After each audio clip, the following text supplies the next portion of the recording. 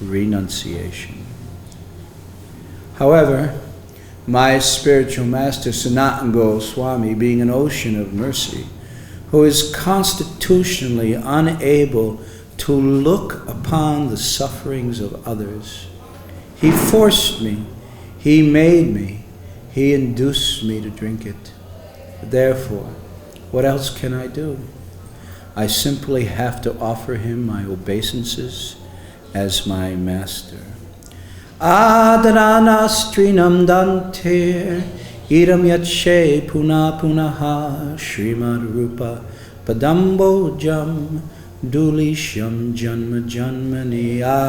Clasping that straw between my teeth, falling down on the ground and begging over and over and over again. The only prayer that is left in my heart is this, and that is that lifetime after lifetime I may simply serve the foot dust of Srila Rupa Goswami Prabhupada.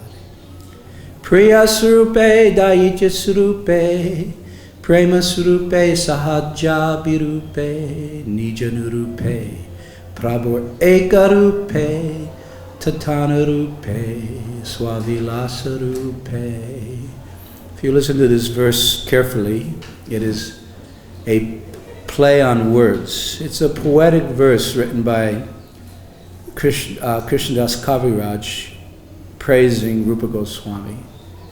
So Priya Sarupe, listen carefully. Priya Sarupe, Daitya Sarupe, Prema Sarupe, Sahajabi Rupe, Nijanurupe, Prabhar Eka Rupe, Tatana Rupe, Swavilasa Rupe. Each time he uses this word Rupa, Rupe, it has a different meaning. But what he's basically saying, he's saying Rupa, Rupa, Rupa, Rupa, Rupa, Rupa, Rupa, Rupa, Rupa, Rupa.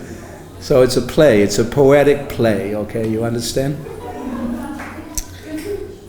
Could you shut the doors there?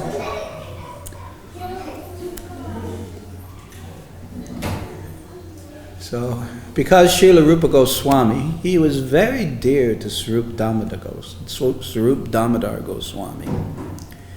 And in turn, Swarup Damodar Goswami was very dear to Sri Chaitanya Mahaprabhu. Consequently, because of this network of relationships, Srila Rupa Goswami became the exact replica of the love of Sri Chaitanya Mahaprabhu. And therefore, he grew in time to be naturally super beautiful. Srila Rupa Goswami, he always followed the principles enunciated from the mouth of Sri Chaitanya Mahaprabhu, and therefore he became the one.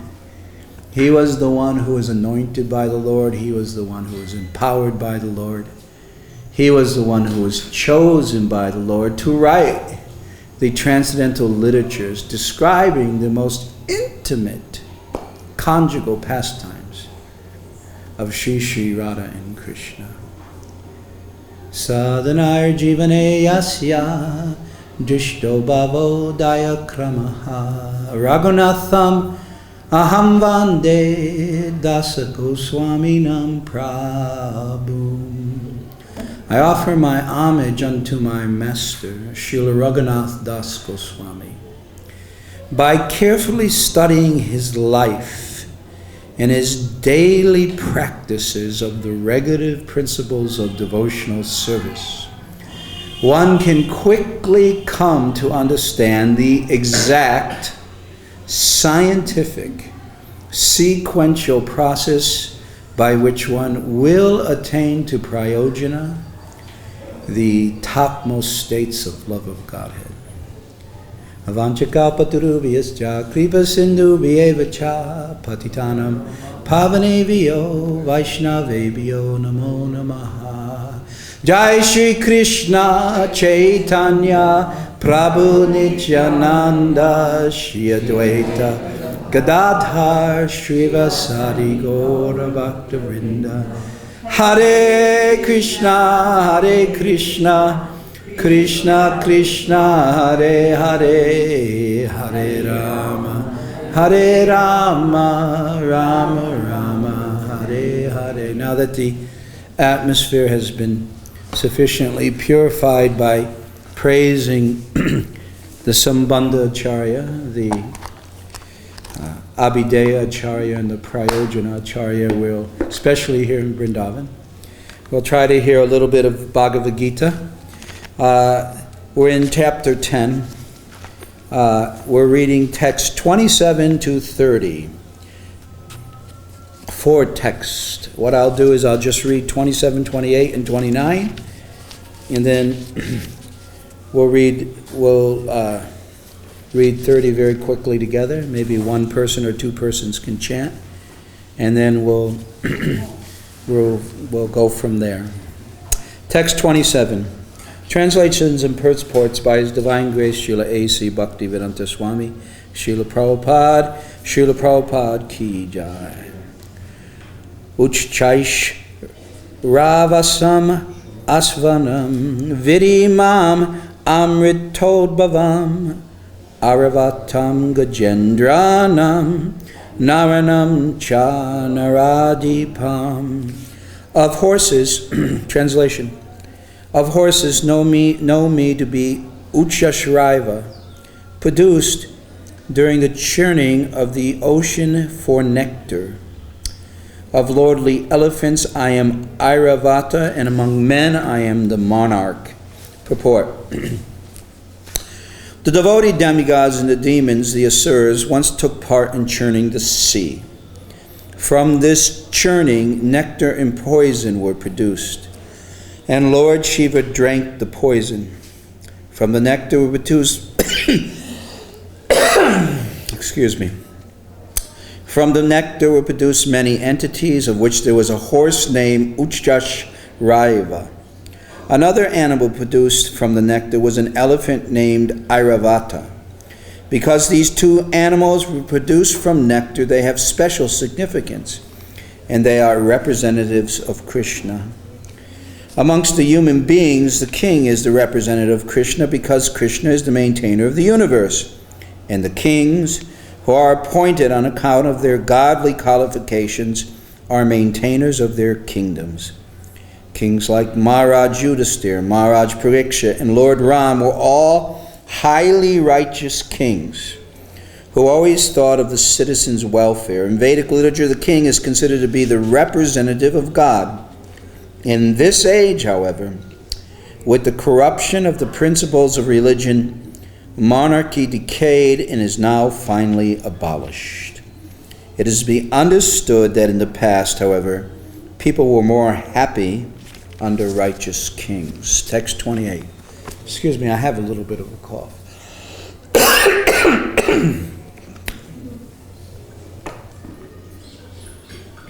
Tickle in the throat.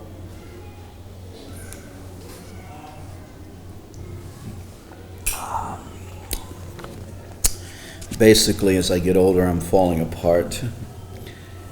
Ayudanam aham vajram, denunam ashmi kamaduk, prajanash chashmi kandarpa, sarpanam ashmi vasukihi. Of weapons, translation, of weapons I am the thunderbolt, among cows I am the sarabi. Of causes for procreation I am Kandarpa, the god of love, and of serpents I am Vasuki. Purport. The thunderbolt, indeed a mighty weapon, represents Krishna's power. In Krishna Loka, in the spiritual sky, there are cows, which can be milked at any time, and they give as much milk as one likes. Of course, such cows do not exist in this material world, but there is mention of them in Krishna Loka. The Lord keeps many such cows, which are called Sarabi.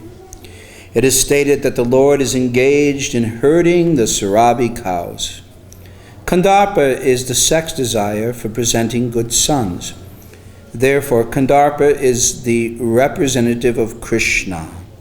Sometimes, sex is engaged in only for sense gratification. Such sex does not represent Krishna, but sex for the generation of good children is called Kandarpa and represents Krishna. Text 29. Anantaschasmi naganam virudo yadasam aham pritrinam aryarma chasmi yama samyamatamaham. Of the many hooded Nagas I am Ananta, and among the aquatics I am the demigod Varuna. Of departed ancestors I am Aryama, and among the dispensers of Lord I am Yama, the Lord of Death. Purport. Among the many hooded Naga serpents, Ananta is the greatest, as is the demigod Varuna among the aquatics. They both represent Krishna. There is also a planet of Pitas, ancestors, presided over by Aryama, who represents Krishna. There are many living entities who give punishment to the miscreants, and among them Yama is the chief. Yama is situated in a planet near this earthly planet. After death, those who are very sinful are taken there, and Yama arranges different kinds of punishments for them. Text 30. I think we just should, because time considerations, we'll just all chant this together, okay? Praladas chasmi daityanam kala yatam aham mriganam cha mrigandendroham vainateyas cha pakshinam. I'm going to skip the word for word. Among the Daita demons, I am the devoted Prahlad. Among Sadurs, I am Time. Among beasts, I am the lion. And among birds, I am Garuda. Purport. Diti and Aditi are two sisters. The sons of Aditi are called Adityas, and the sons of Diti are called Daityas. All the Adityas are devotees of the Lord, and all the Daityas are atheistic.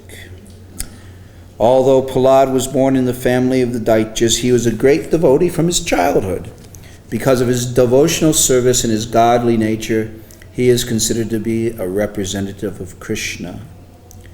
There are many subduing principles, but time wears down all things in the material universe, and so represents Krishna. Of the many animals, the lion is the most powerful and ferocious, and of the million varieties of birds, Garuda, the bearer of Lord Vishnu, is the greatest. Hare Krishna.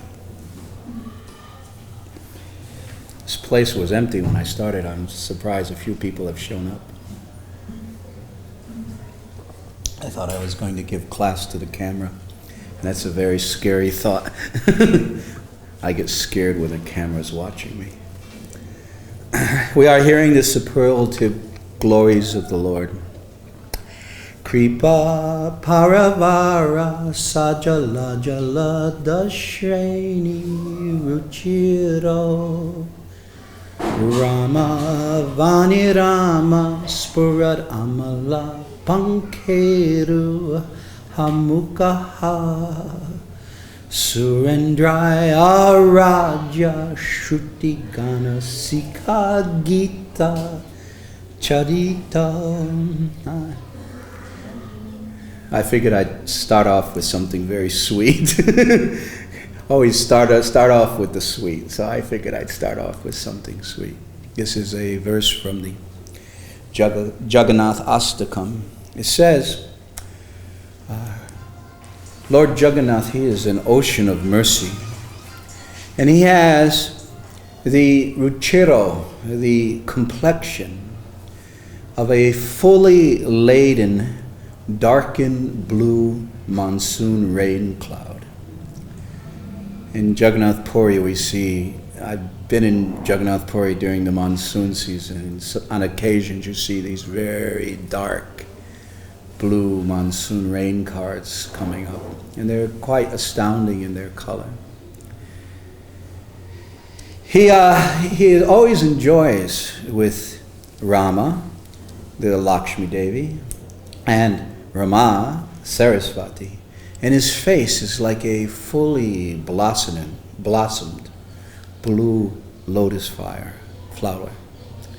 He is worshipped by the topmost demigods, and Shruti Gana, Sika means Siki, the top.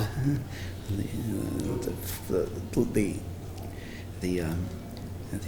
peacock feather is often called Siki Picham, Siki, right? Siki Mehiti, Siki Puchidari. So the top. So his glories are sung in the topmost scriptures. So what are these glories, and why listen to them?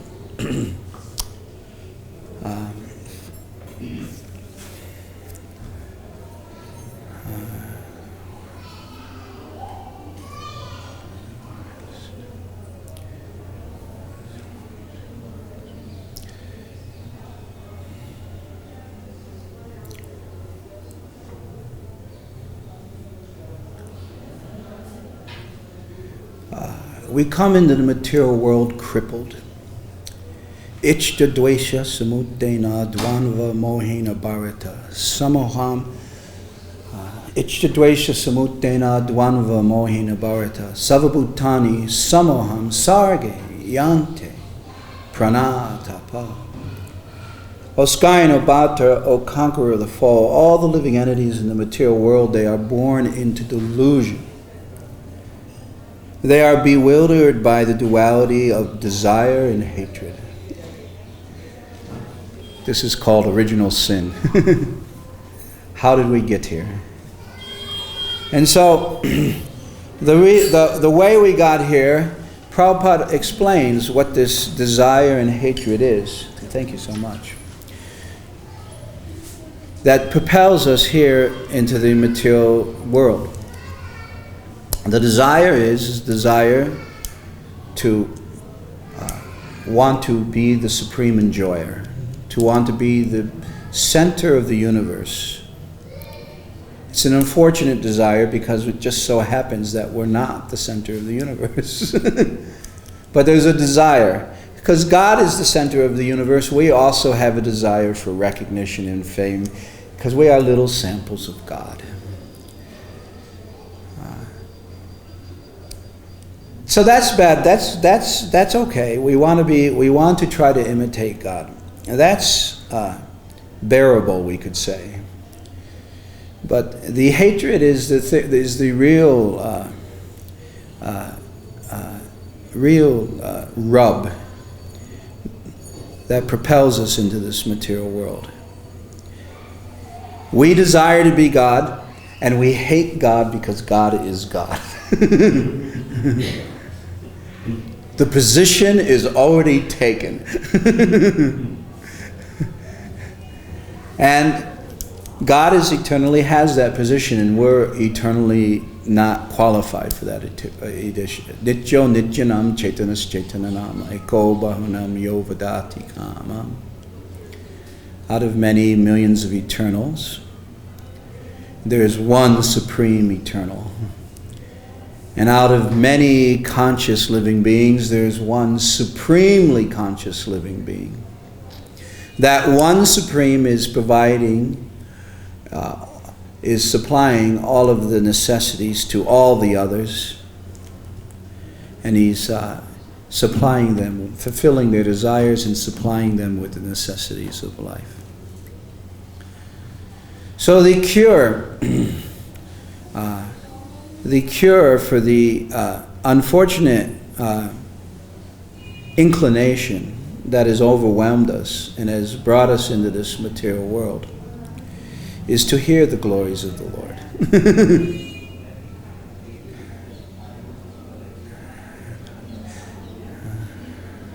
Naniskritaya uditaya brahmavadi. Naniskritaya. This is a verse in the 6th chapter, 6th canto of the Srimad Bhagavatam. It's a discussion on purification. on really getting to the root of what is our problem. So, na niskritaya, not by doing the atonements, na niskritaya uditaya, that are mentioned, Brahmavadi in the various dharma shastras. They are not going to help us. They're temporary and they don't get at the root of the problem. Na niskritaya uditaya brahmavadi yata vishudyat yagavan vratadibihi. Or, nor is it going to be helpful to do the various austerities that are mentioned in the Dharmic Shastras for atonement of our sins, or atonement of our wayward inclinations. These are not going to help. Tada namapadayir udaritas tad uttama shloka. Uttama shloka, this is a name for God. It means that person who is praised with the choicest poetry. Tad uttama shloka guno palambakam. Guna means qualities. We hear this word qualities. Sometimes we hear this list. The name, the form, the holy name, the divine form, the transcendental attributes, and the eternal pastimes. So the attributes means the glories. It means the qualities and the glories of God. So, na niskritaya uditaya brahmavadi bistata vishudyat yagavan vratadibihi tata harir namapadaya udaritais tad uttama shloka guna palambakam. By following Vedic ritualistic ceremonies of atonement and performing the various ritualistic atonements mentioned therein, a sinful person, he does not become as purified as by once chanting the holy name of Lord Sri Hari. Although ritualistic atonement will free one from sinful reaction, it doesn't get to the root of the problem. It is a band-aid put on a ulcerous sore. It doesn't get to the root. You have to cut out the ulcer. So it doesn't get to the root of the problem. So although ritualistic atonements may free one from sinful activities, it has a defect. And the defect that it does not awaken devotional service to the Supreme Lord, unlike the chanting of the holy name of the Lord, which reminds one of the Lord's qualities, which reminds one of the Lord's holy name, divine form, transcendental qualities or transcendental glories, and eternal pastimes and attributes and paraphernalia. Yasomati Nandana Brajo Baro Nagara Gokula Ranjana Kana. He's the son of Mother Yashoda. Yasomati Nandana Brajo Baro Nagara. He is the protector of all the residents of Raja. Yasomati Nandana Raja Baro Nagara Gokula Ranjana. He's the very, very attractive darling of Gokula. Kana. This is a very nice name for Krishna. It's his baby name, his infant name, Kana. Gokula, Kana Gopi Paranadana, Madana Manohara. He's the very heart of the gopis. He's the attractor. He's so attractive that he attracts even Cupid. Madana Mano Kalya Damana Vidana. He's that person who subdued the Kaliya serpent. Amalaharina Mamiya Vilasa. So chanting the holy names, this is my pastime. So by performing Vedic ritualistic ceremonies, it doesn't get at the root of the problem. that propels us into this material world. The root of the problem is our dislike and our rebellion against God.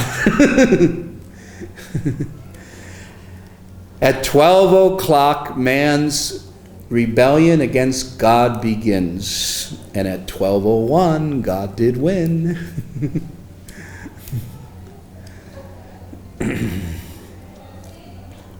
So this glorification is needed. And this glorification will purify you. Unlike any other type of Vedic activity that is suggested for purification, especially those purificatory acts that are suggested in the Dharma Shastras, like the Manu Samhita.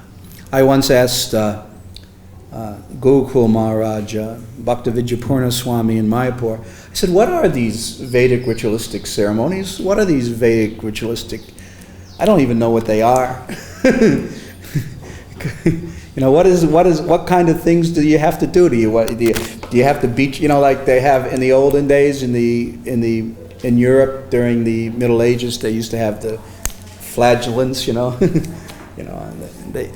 I'm so sinful, and they used to hit themselves on the back, So what are these Vedic ritualistic ceremonies of atonement? So he told me what it would like, what they were, and he would mention. One of them he mentioned that caught my attention. I still remember to this day. I asked that question quite a long time ago. He said that if you did certain simple activities, you would be told to circumambulate the entire Ganga River, starting at Prayag. And you would go all the way down to Gangasagara, then go to the other side, and then come all the way up to Gangotri, and then Gomukh, and then you'd come around and you go all the way back to Prayag. And then you would be free from your sin. I thought, wow, that's a pretty cool atonement. But it's not as good as the chanting of the Hare Krishna Maha Mantra, because even if you make that journey, of course, if you make that journey filled with bhakti, that's another story. But if you make that journey devoid of bhakti, it will not get at the root of the problem. Anaikantikam tadikrite pi niskritaye. Now here's the problem. Manaha punar davati. Punar means again. Punar, janma, punar. Again and again. Manaha, the mind runs. Davati means runs. Punar, manaha, punar davati. Asat pathe, to the path of asat. To the path of ignorance. Even after you get finished with the atonement. Naikantikim ta dekrite pi niskritaye. Manaha punar davati chedasapathe.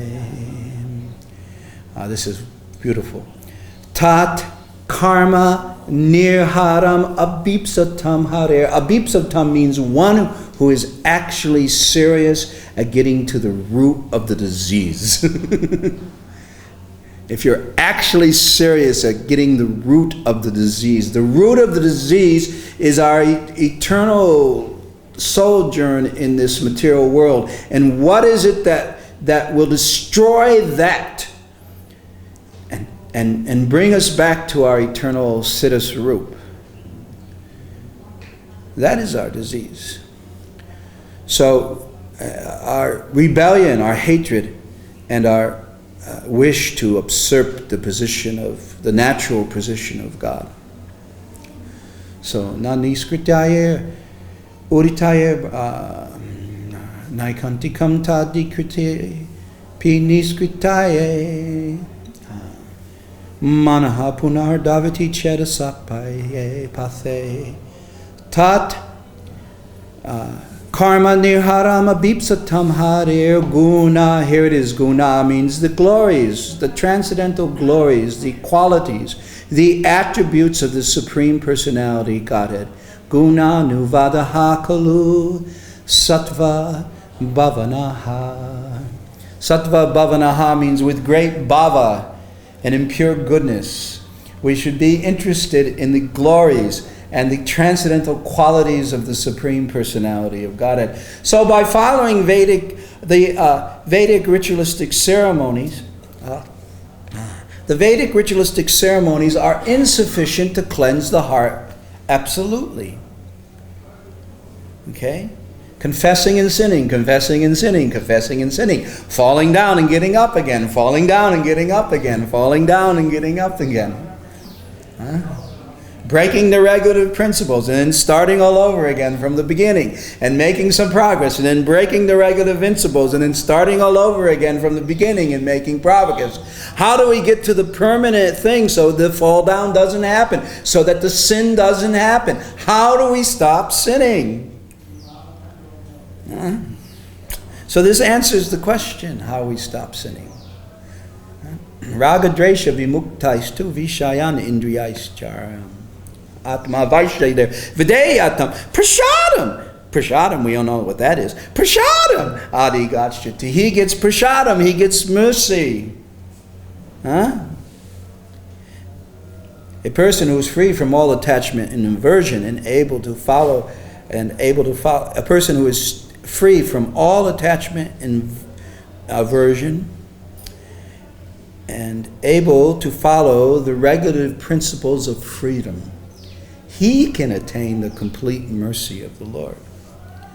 So these cycles, we've got to get to the point where these cycles are eradicated. And these cycles are eradicated by a constant immersion in the glories of God. So, the Vedic ritualistic ceremonies of atonement are insufficient to cleanse the heart absolutely, because after the atonement is finished, the mind runs again to the same materialistic activities. So, if one is absolutely serious, if one really wants to stop this cycle, if one is absolutely serious about freedom from the material reactions of fruitive work, then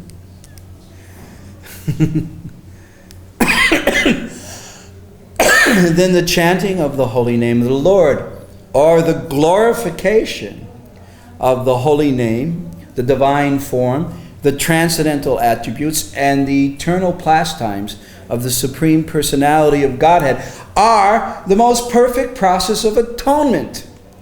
Because by this process, one can, if he's damn serious, cleanse the heart absolutely. So this is the process. Abhyasa yoga yuktena.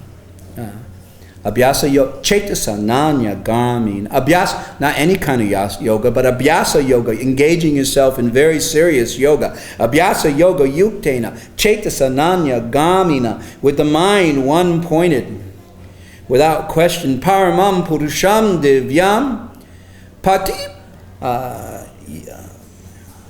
Paranam purusham divyam yati partha nuchintayam. Okay?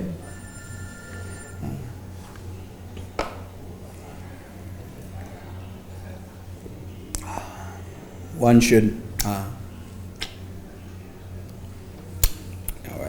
quoted it and I forgot why I quoted it.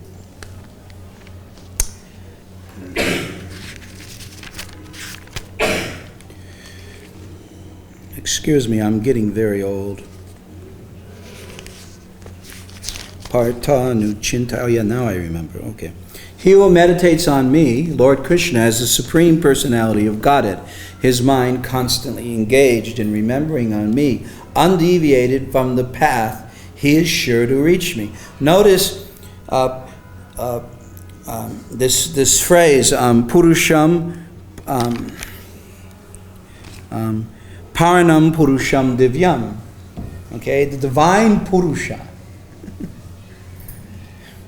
Prabhupada always translates this word Purusha as the primeval Lord. Govindam Adi Purusham, the primeval Lord. Okay? But Purusham has many meanings. It also means the supreme enjoyer, and it also means the supreme male. But here, at this particular verse, it's wrong to give a rasika meaning to the word Purusham as the supreme male. The correct understanding, because if you will hear the next verse, is that he is the supreme personality of Godhead, or the primeval Lord. So he who meditates on me as the supreme personality Godhead, the primeval Lord, his mind constantly engaged in remembering me. Remembering me, what means what? It means remembering the name, the form, and the glories of the Lord. The attributes, the transcendental attributes. Undeviated from the path, O Partha, he is sure to reach me. So then, Krishna gives a list of how, Krishna tells us how we should think of him. Okay? And what do you think the very next verse tells us what our meditation on God should be. Should we think of Krishna as a lusty boy in some bush somewhere waiting for the gopis to come by? That's the best way to think of Krishna. So rasika. Will that help us in our presence? Will that get at the root of our disease? Maybe in time. But so then he gives his glories. The very next verse, he says, Kavim Purusham, Kavim Purunam. It's been a while. Kavim Puranam Anusasitaram Anor Aniyam Saranusmaredya Savasya Dattaram Achitya Rupam Aditya Varnam Tamasa Parastat. So this is a very beautiful verse that tells us how we should think and how we should meditate on Krishna. Kavim means he's the one who knows everything. Kavim Purunam. He is a Purana. I forget the word. Puranam. Kavim Puranam. He is the oldest, the most ancient person. Kavim Purunam. Anusa Sitaram. He is the controller of everything. Kavim Purunam Anusa Sitaram. Anor Aniyamsan. Anusmared. Yeah, this is how you should Anusmared. This is how you should think of me. Anusmared, yeah. As the smaller than the smallest. Kavim Purunam Anusa Sitaram Anor Aniyamsar Anusmared, yeah. Savasya Dattaram Achintya Rupam. You should think of me as the maintainer of everyone, as he who is inconceivable, who is beyond all material conception, and Rupam, and who is always a person. Adityavanam, he is luminous like the sun, and this is my favorite glory of the Lord. Whenever I hear this glory of the Lord, the next glory of the Lord, I get very enthused. Adityavanam tamasa parastat. He is beyond the darkness of this material creation. Thank God. There's somebody, or there's a person who's beyond the darkness of this material creation. So immersion in the glories of the Lord will actually get at the root cause of the problem that keeps us bound up in this material world again and again and again. And that's why, Chris, we're reading right now this chapter, The Opulence of the Absolute. We're hearing the glories of the Lord from the Lord's mouth himself. And it's very interesting because right before we got to this list of the Lord's glories, Arjuna asked him to do it, and he said,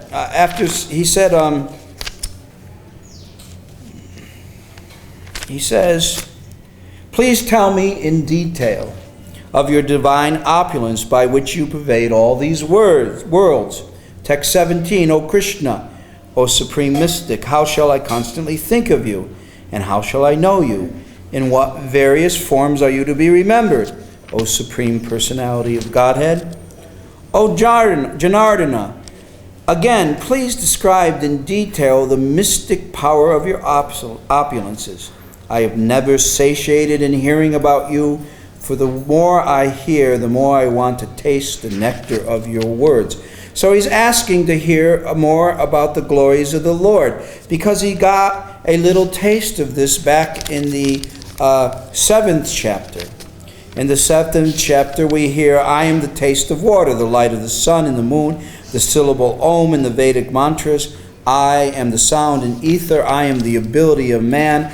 I am the original fragrance of the earth, and I am the heat and fire. I am the life of all that lives, and I am independence of all ecstatics. And then later on in the 9th chapter, another list like this comes up. Krishna says, but it is I who am the ritual. This is 9:16. But it is I am who the ritual. I am the sacrifice, the offering to the ancestors. I am the healing herb, the transcendental chant. I am the butter and the fire and the offering.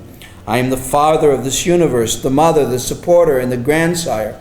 I am the object of knowledge, the purifier, and the syllable Om. I am also the Rig, the Sama, and the Yajur Veda.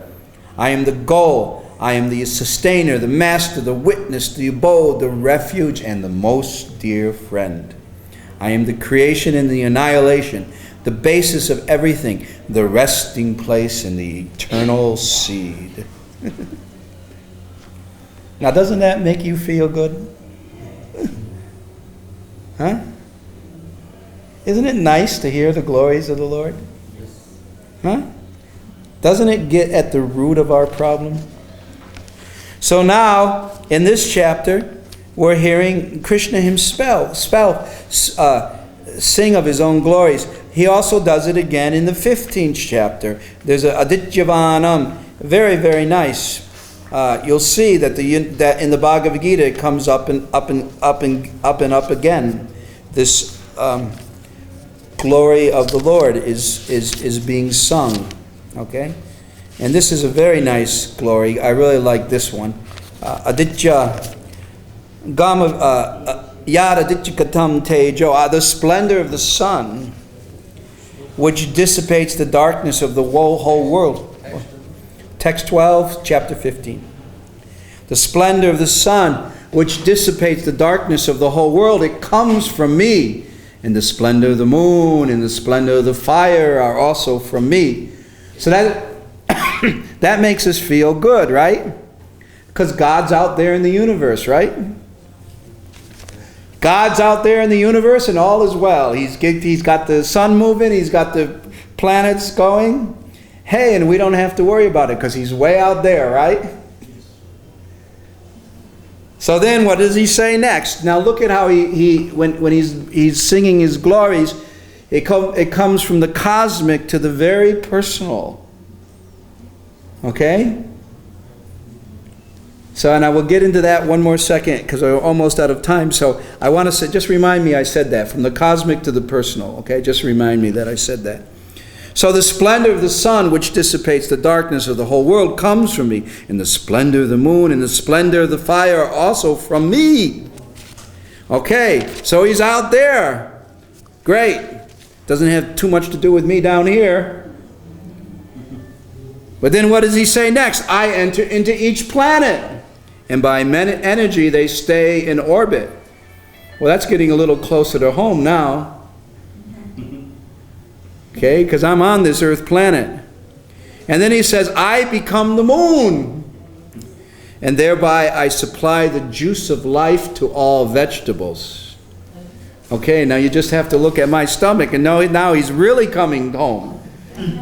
Huh? Yeah. Because the vegetables, these tasty vegetables that we eat, now it's really getting personal. He's now, right here. But then it even goes deeper. He says, I am the fire of digestion. We have no idea. We dump the food into our belly and we have no idea how it's getting digested. And neither does this. They have some conception, but nobody knows really. I am the fire of the destiny in the bodies of all living entities, and I join with the air of life. Outgoing and incoming. And we got a little fire going. We got a little furnace going here.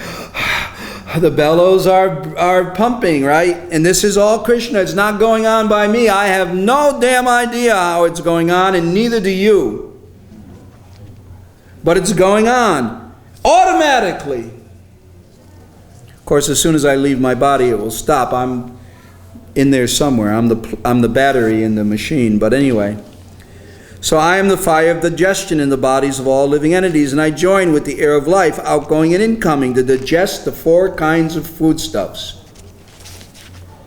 So we have to thank God. This is a glory of God. Every time we digest a meal, we should go, thank you, God. Okay? And then it comes very close. Everybody knows this verse. Everybody together. Savasya chaham ridi sanivishto mata gyanam mater apahanam cha. Okay, we'll stop right there. I might have quoted it wrong. It's been a while since I've quoted this one too. Mata shmitir gyanam apahanam cha. I am seated in everyone's heart. Now that's really personal. And from me comes knowledge, forgetfulness,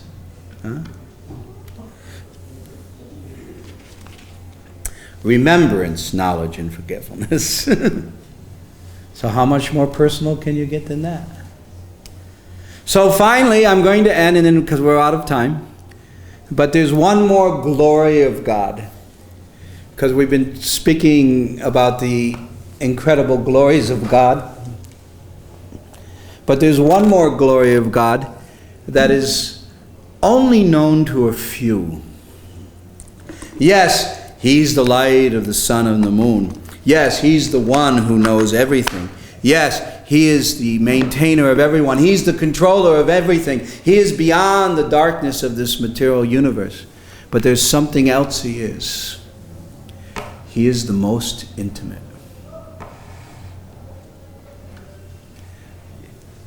He is the most intimate. And He's capable. In one of his glories isn't just that He's like a big machine running over everybody. Okay?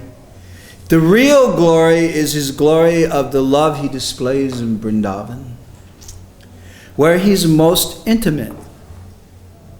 And He's gloriously intimate. And He's gentle, and He's loving in a way that we cannot even conceive.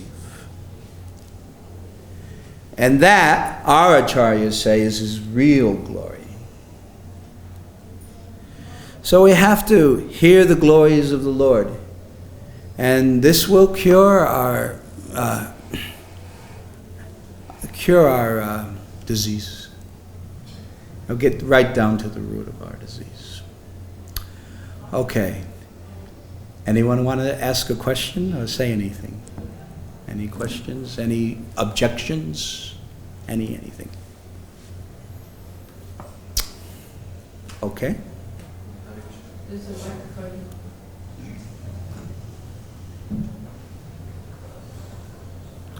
Sorry, sometimes I lost myself. Sometimes I just got off a very long parikram today, so I'm not as sharp as I usually am. Sorry.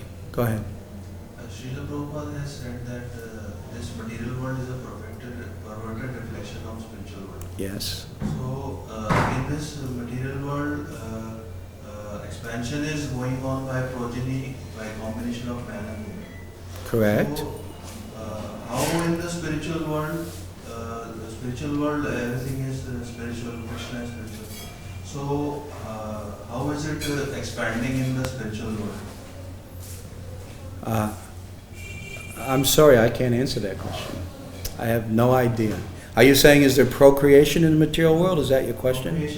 Procreation is there in the material world. That's correct. So this is a kind of expansion that the Yes. population is increasing. So how is it going on in the Population is not increasing. Means the Population isn't increasing. population is in spiritual world is increasing. No, the population here in the material world isn't increasing. Just happened to be a lot of people being born as human, a lot of souls being born as humans. It's 20 billion ants. 20 godzillion ants. Who knows how many ants there are on this planet? It's not a closed system. There's a certain amount of human beings, and there's a lot of human beings who deserve a birth in Kali Yuga, and they're coming out like crazy right now. A lot of souls. Anyway, so there's no increase in the number of living entities in the material world, at least in this particular universe. The only decrease there is, some are coming in, some are going out, but that's another story. But I can't answer the question. I don't know if there's procreation. Whether new living entities are being made, I doubt it. Because the thing is, it says, what's that verse? Najayate mriyate va kada chinna yam bhutva bhavita ba nabu yaha jo nitya shashvatam yam parano nahanyate hanyamane sharire. Okay? So, for the soul, there's never any birth nor death. There's not a point where we've ever been generated. We are eternal. Eternal means that we were there at the moment that it all began, and it never began. And we're going to be there at the moment where it ends, and it never ends. Okay? And to make it clear, Najayate mriyate va kadachin na yam bhutva bhavita ba nabuyaha. Okay? So, never was there a time when I did. For the soul, there's neither birth nor death at any time. It has not come into being. It will not come into being. It does not come into being. So God is eternal, and all the living entities are eternal.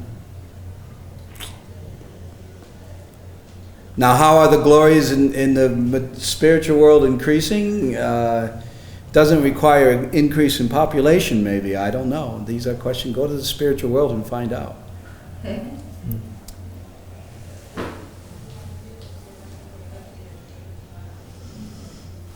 People are, I don't know. I don't know. Anybody know? Go ahead. Anybody want to say anything? Because I'm completely stumped.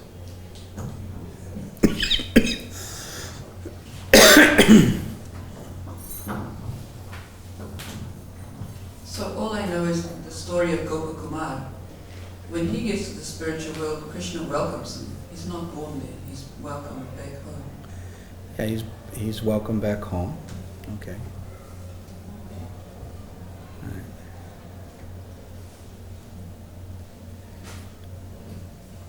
I can't answer your question, so I don't have any idea. Don't have a clue how to answer it. Okay, anything else? You have to go to somebody more learned than me. Okay. Hare Krishna.